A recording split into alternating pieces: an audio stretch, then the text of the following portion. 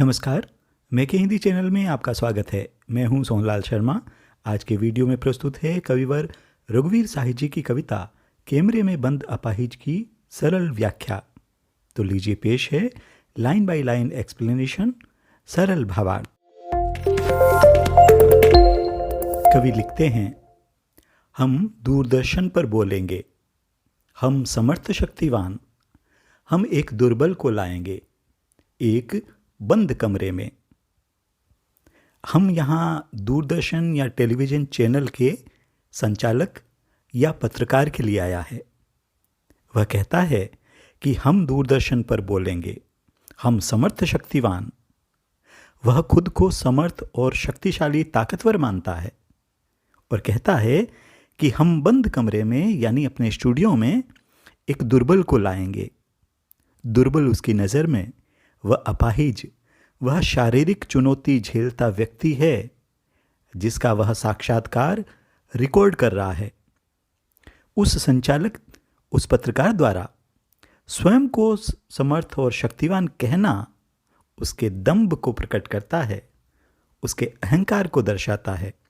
साथ ही वह अपाहिज व्यक्ति दुर्बल है, यह सोच या मानसिकता उस व्यक्ति विशेष की नहीं है, बल्कि संपूर्ण मीडिया जगत की दर्शाई गई है, दिखाई गई है। फिर संचालक कहता है, उससे पूछेंगे तो क्या आप अपाहिज हैं?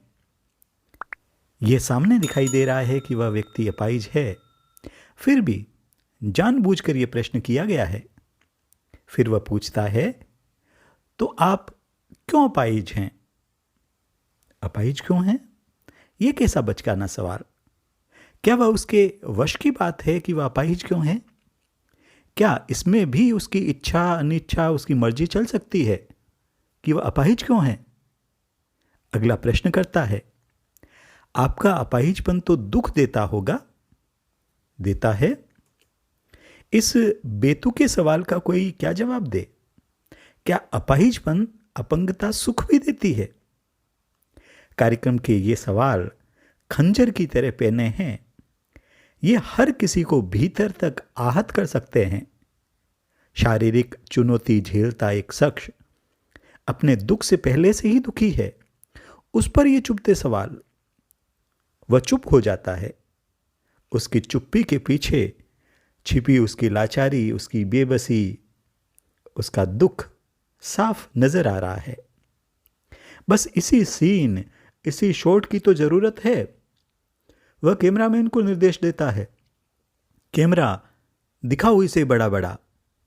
कैमरा, तुम इस व्यक्ति के चेहरे पर पसरी दुख की रेखाओं को, आंखों के सूनेपन को बड़ा बड़ा दिखाओ, जूम करके दिखाओ, ताकि दर्शकों में भी करुणा जगे। कार्यक्रम संचालक उसे फिर कुरे देगा, हाँ तो बताइए आपका दुख क्या है? जल्दी बताइए, वह दुख बताइए। बता नहीं पाएगा। जो दुख उसकी आंखें बयान कर रही है, उसके संबंध में भी वह सवाल कि आपका दुख क्या है? अपंग व्यक्ति दुख को शब्द नहीं दे पाता, चुप रहता है। उसकी चुप्पी, उसका मौन सब कुछ कह रहे हैं, जबकि कार्यक्रम के सवाल सीधे सीधे इशारा करते हैं कि उसको अपने कार्यक्रम की सफलता के लिए कुछ भी कहना पड़े, करना पड़े, वह उसे मंजूर है। उस कथित पत्रकार को अपना मतलब सिद्ध करना है, भले ही दूसरे की भावनाएं आहत हो, चाहे दूसरा भीतर तक चुभन महसूस करे। वह फिर मुड़कर पूछता है, सोचिए, बताइए, आपको अपाहिज होकर कैसा लगता है? कैसा यानी कैसा लगता है? हम खुद इशारे से बताएंगे कि क्या ऐसा?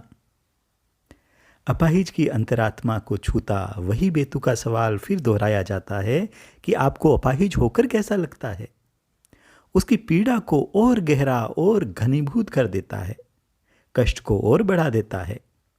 यह बात कार्यक्रम संचालक जानता है, इसलिए उसके पास दूसरा विकल्प भी है कि वह अपंग व्यक्ति को इशारे से समझाएगा, इशारे से बताएगा कि तुम अपने दुख को इस तरह दिखाओ, इस तरह प्रकट करो। ऐसा लगता है कि उस संचालक के लिए ये एक सामान्य सी बात है। उसे उस अपंग की अंतर पीड़ा से कोई लेना देना नहीं, कोई अर्थ नहीं है। उसे तो अपने लिए मन माफिक शॉर्ट चाहिए। फिर उसे चेतावनी भरे लहजे में कहता है, बताइए, थोड़ी कोशिश करिए, ये अवसर खो देंगे। बार बार कुरेदने पर, बार बार उकसाने पर भी जब अपंग व्यक्ति की हिम्मत नहीं होती, उसका मौन नहीं टूटता, तो संचालक फिर उकसाता है। इस बार ये प्रलोभन भी है, ये लालच भी है कि ये उसे अनमोल अवसर मिला है कि वह अपने दर्द को बयान कर दे, वरना ये मौका हाथ से छूट जाएगा। समाज तक अपनी बात पहुंचाने का ये उसके पास में सुनहरा मौका है। फिर वह कहता है, आप जानते हैं कि कार्यक्रम रोचक बनाने के वास्ते हम पूछ पूछ कर उसको रुला देंगे। यह पंक्ति कार्यक्रम के संचालक की मानसिकता को उजागर करती है कि उसके प्रश्नों का, इस कार्यक्रम का अंतिम उद्देश्य क्या है। अंतिम उद्देश्य यह है कि कार्यक्रम को सफल बनाना है, लोकप्रिय बनाना है। उसे उस अपंग व्यक्ति की पीड़ा से कोई सरोकार नहीं, कोई वास्ता नहीं। उसके मर्म भेदी प्रश्न तो इसलिए है कि वह शख्स को कमजोर कर दे, उसको तोड़ दे, उसे रुला दे। जब वह रोएगा तो कार्यक्रम रोचक बनेगा। इसीलिए वह कहता है, हम पूछ पूछ कर उसको रुला देंगे। फिर दर्शकों से भी प्रश्न करता है, इंतजार करते हैं आप भी इसके रो पड़ने का? करते हैं। कार्यक्रम संचालक को दर्शकों की नब्ज भी पता है कि जब वह अपंग व्यक्ति रोएगा तो कार्यक्रम के दर्शक भी भाव विवल हो जाएंगे, वे भी रोने लगेंगे। दर्शक भी यही चाहते होंगे कि वह व्यक्ति रो पड़े। यहाँ दर्शकों के माध्यम से हमारे समाज पर, समाज की सोच पर कवि ने गहरा व्यंग्य किया है। समाज पर यह कटाक्ष किया है कि हम भी किसी की पीड़ा के चरम रूप का आनंद लेते हैं। हम भी कितने संवेदनहीन हो गए हैं, करुणा में रस ढूंढते हैं।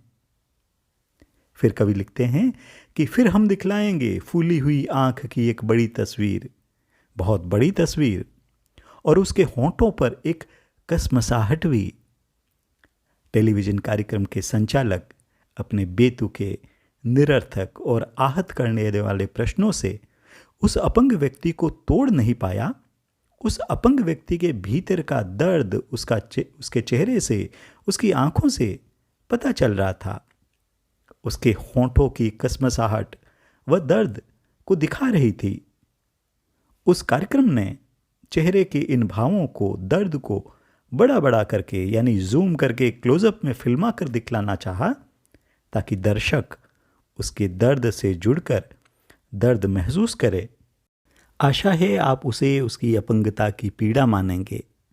एक और कोशिश, दर्शक धीरज रखिए, देखिए, हमें दोनों एक साथ रुलाने हैं, आप और वह दोनों। इन भावों को ही उसकी अपंगता की पीड़ा मानकर दर्शक रो पड़े। आखिर उसके कार्यक्रम की सफलता भी इसी में है कि दर्शक और वह व्यक्ति दोनों एक साथ रोएं। इसीलिए वह दर्शकों से धीरज रखने के लिए कहता है। तभी वह निर्देश देता है, कैमरा बस करो, नहीं हुआ, रहने दो, पर्दे पर वक्त की कीमत है। जब कार्यक्रम संचालक अपंग व्यक्ति को रुलाने में कामयाब नहीं हो पाता तो कैमरामैन को कहता है कि अब बस करो, बंद करो, क्योंकि पर्दे पर वक्त की कीमत है। पर्दे का समय बेशकीमती है, जिसे हम जाया नहीं कर सकते। टेलीविजन के लिए समय कीमती है, कार्यक्रम के समय से जुड़ा आर्थिक पहलू कीमती है। अब मुस्कुराएंगे हम, अब हम वास्तविकता के धरातल पर लौट आएंगे और इस घोषणा के साथ कार्यक्रम समाप्त कर देंगे कि आप देख रहे थे सामाजिक उद्देश्य से युक्त कार्यक्रम। यहाँ इस पंक्ति में कवि ने ऐसे कार्यक्रमों पर गहरा व्यंग्य किया है जिस कार्यक्रम को संचालक सामाजिक उद्देश्य से युक्त ठहराता है, क्या वाकई वह वैसा है?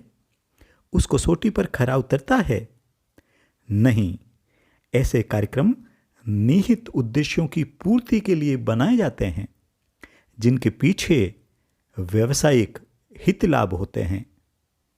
ऐसे कार्यक्रम, ऐसे संस्थान, ऐसी मानसिकता वाले लोग कमज़ोर, बेबस, लाचार लोगों की भावनाओं, संवेदनाओं से खेलते हैं, उन्हें भुनाते हैं। उनका एक ही उद्देश्य होता है कि उन्हें कैसे फ़ायदा मिले। वे ये सब काम सामाजिक सरोकारों का लबादा ओढ़कर उसके पर्दे में करते हैं। मृत संवेदना वाले ऐसे लोगों को पहचानने की ज़रूरत है। ऐसे ही उपयोगी वीडियो के लिए चैनल को सब्सक्राइब करें, साथ ही लाइक व शेयर करना न भूलें। बने रहिए चैनल के साथ। मिलते हैं अगले वीडियो में। नमस्कार।